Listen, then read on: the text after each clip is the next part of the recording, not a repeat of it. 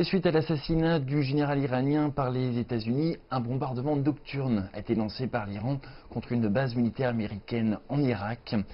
Des actions agressives bilatérales ont provoqué une escalade de tensions entre les États-Unis et l'Iran. L'Iran a montré une attitude de vengeance claire et déterminée en menant rapidement des ripostes, ce qui attire l'attention générale du monde. Et pour en parler sur notre plateau, j'accueille sans plus tarder Nicolas Hirurzin. Bonjour Nicolas. Bonjour Yves. Alors passons tout de suite au vif du sujet. Quel était véritablement le statut de Soleimani en Iran?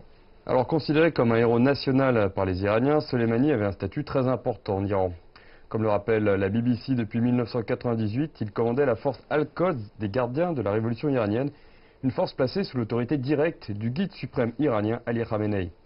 L'Iran a renforcé son influence au Moyen-Orient pendant une vingtaine d'années à travers la force Al-Quds commandée par Soleimani. Alors pour l'instant, les actualités en Iran traitent principalement de la mort de Soleimani. La chaîne nationale iranienne a divisé à plusieurs reprises les contributions de Soleimani à l'Iran, ainsi que la vengeance contre les États-Unis promise par le pays. D'accord, alors quelle a été véritablement la réaction de l'Iran suite à l'assassinat de Soleimani? Alors, Ali Khamenei a prononcé un discours fort sur l'assassinat de Soleimani. Il a pleuré, ce qui est très rare pendant les funérailles de Soleimani. Les autorités iraniennes ont décidé de faire savoir à la Maison-Blanche que l'Iran est tout à fait capable de s'opposer aux États-Unis de manière déterminée et persévérante.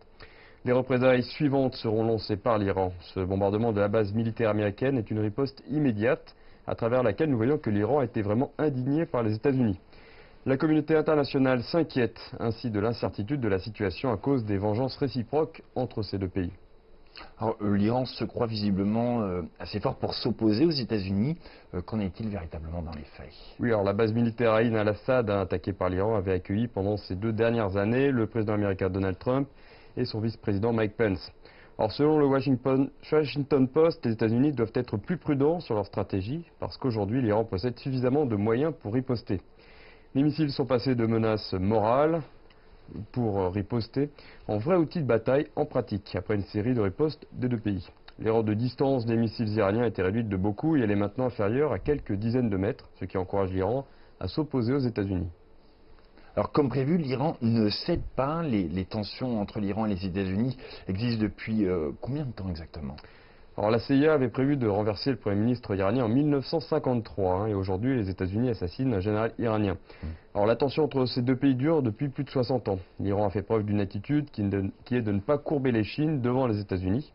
Comptant une histoire de 1000 ans, l'Iran profite d'une protection forgée par la culture et la religion. Face à la pression de la part des puissances occidentales, la force morale patriotique de ce pays va s'agrandir au maximum, ce qui est une caractéristique iranienne. Très bien, très bien. Nous attendons avec impatience la suite du déroulement de cette, ma foi, fâcheuse histoire.